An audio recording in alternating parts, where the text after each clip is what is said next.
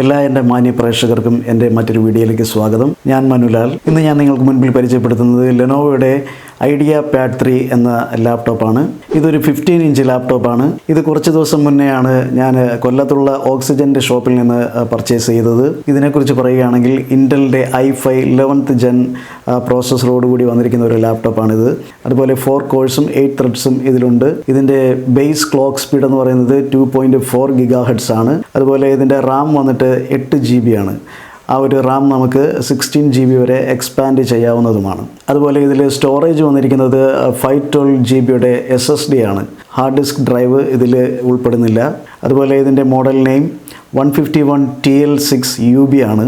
ഇതിൻ്റെ chipset 10 nanometre ടെക്നോളജിയിലാണ് വന്നിരിക്കുന്നത്. അതുപോലെ ഇതിൽ ഇൻ്റലിൻ്റെ ഐറിസ് XE ഗ്രാഫിക്സ് ആണ് വന്നിരിക്കുന്നത്. ഇതൊരു ഇൻ്റഗ്രേറ്റഡ് ഗ്രാഫിക്സ് ആണ്. ഇത് ഡെഡിക്കേറ്റഡ് ഗ്രാഫിക്സ് കാർഡ് ആയിട്ടുള്ള മോഡലല്ല. ഇപ്പോൾ ഹൈ എൻഡ് ഗെയിംസൊക്കെയും പ്ലേ ചെയ്യുന്ന ആൾക്കാർക്ക് പറ്റിയ ഒരു ലാപ്ടോപ്പ് അല്ല ഇത്. കാര്യം ഇതിൽ ഒരു ഡെഡിക്കേറ്റഡ് ഗ്രാഫിക്സ് കാർഡല്ല വന്നിരിക്കുന്നത്. അത്തരത്തിലുള്ള ഹൈ എൻഡ് ഗെയിംസൊക്കെയും പ്ലേ ചെയ്യുവാൻ താല്പര്യമുള്ള ആൾക്കാർ ഡെഡിക്കേറ്റഡ് ഗ്രാഫിക്സ് കാർഡ് ഉള്ള ലാപ്ടോപ്പുകളിലേക്ക് പോകുന്നതായിരിക്കും ഏറ്റവും ബെറ്റർ ആയിട്ടുള്ളത്. അതുപോലെ ലാപ്ടോപ്പ് വന്നിട്ട് 64 ബിറ്റാണ് സിസ്റ്റം ടൈപ്പ്. ഇതിൽ Microsoft Windows 11 home edition pre loaded ആയിട്ട് വന്നിരിക്കുന്നു. അതുപോലെ മൈക്രോസോഫ്റ്റിൻ്റെ തന്നെ MS ഓഫീസ് ലൈഫ് ടൈം വാലിഡിറ്റിയോട് കൂടി ഇതിൽ പ്രീ ഇൻസ്റ്റാൾഡ് ആണ്. ലാപ്ടോപ്പ് നമുക്കൊന്ന് തുറന്നു നോക്കാം. ലാപ്ടോപ്പ് 180 ഡിഗ്രി നമുക്കിങ്ങനെ നിവർത്തി വയ്ക്കാവുന്നതാണ്. കൂടാതെ ഇതിൽ ബാക്ക്ലൈറ്റ് കീബോർഡാണ് വന്നിരിക്കുന്നത്. അതായത് കീബോർഡിൽ LED ലൈറ്റ് ഒക്കെയും വന്നിട്ടുണ്ട്. ഇതിൻ്റെ ഡിസ്പ്ലേ എന്ന് പറയുന്നത് ഒരു ആൻറ്റി ഗ്ലെയർ ഡിസ്പ്ലേ ആണ്. ഇതിൽ TN പാനലാണ് വന്നിരിക്കുന്നത്.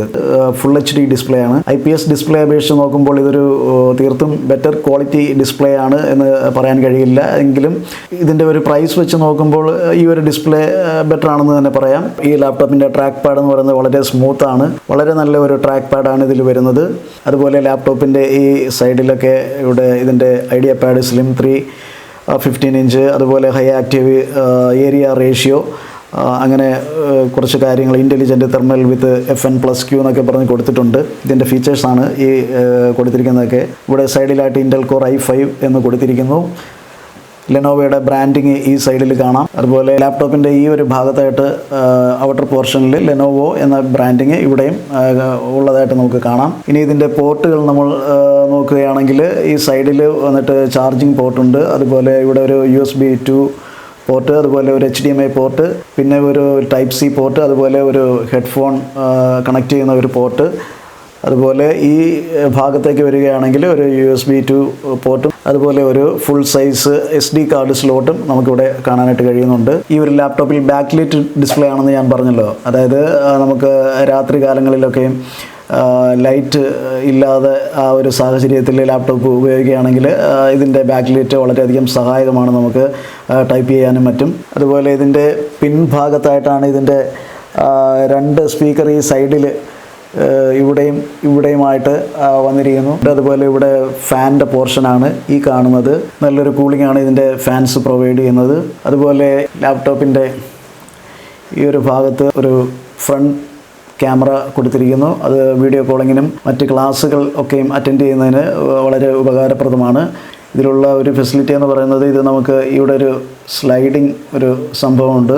അത് സ്ലൈഡ് ചെയ്യുമ്പോൾ ഈ ക്യാമറ ഓപ്പണായിട്ട് വരും.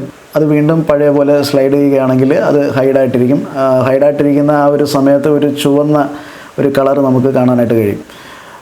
ഇവിടെ ഒരു ചെറിയൊരു ഫ്ലാഷും അവർ കൊടുത്തിട്ടുണ്ട്. ഇനി ഈ ഒരു ലാപ്ടോപ്പ് ആർക്കൊക്കെ പ്രയോജനകരമാണ് എന്ന് ഞാൻ പറയാം. അതായത് പ്രോഗ്രാമിങ്, കോഡിങ് റിലേറ്റഡ് ആയിട്ടുള്ള വർക്ക് ചെയ്യുന്നവർക്ക്, അതായത് വെബ് ഡിസൈനിങ്, വെബ് ഡെവലപ്മെൻറ്റ് ഇങ്ങനെയുള്ള കാര്യങ്ങൾ ചെയ്യുന്ന ആൾക്കാർക്ക്, കോഡ് എഴുതി പ്രോഗ്രാമിംഗ് ചെയ്യുന്ന ആൾക്കാർക്ക് വളരെ ഉപയോഗപ്രദമായിട്ടുള്ള ഒന്നാണ്.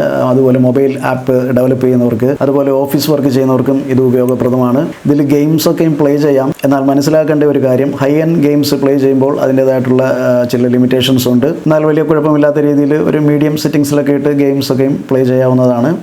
ഈ ഒരു ലാപ്ടോപ്പ് വാങ്ങിക്കേണ്ട ലിങ്ക് ഞാൻ ഡിസ്ക്രിപ്ഷനിൽ കൊടുത്തിരിക്കാം.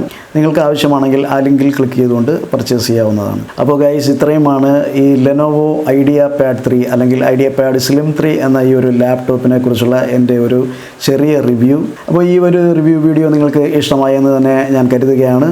ഇഷ്ടമായെങ്കിൽ നിങ്ങൾ ലൈക്ക് ചെയ്തും ഷെയർ ചെയ്തും അതുപോലെ നിങ്ങളുടെ വിലയേറിയ അഭിപ്രായങ്ങൾ അത് എന്ത് തന്നെ ആയാലും ആ കമൻറ്റ് ബോക്സിൽ രേഖപ്പെടുത്തി എന്നെ സപ്പോർട്ട് ചെയ്യാൻ അഭ്യർത്ഥിക്കുകയാണ്. കുറച്ച് നാളായി നമ്മുടെ ചാനൽ വീഡിയോസൊക്കെ വന്നിട്ട്, അപ്പോൾ തുടർന്നുള്ള ദിവസങ്ങളിൽ കൂടുതൽ കണ്ടൻസ് ഞാൻ അപ്ലോഡ് ചെയ്യുന്നതാണ്.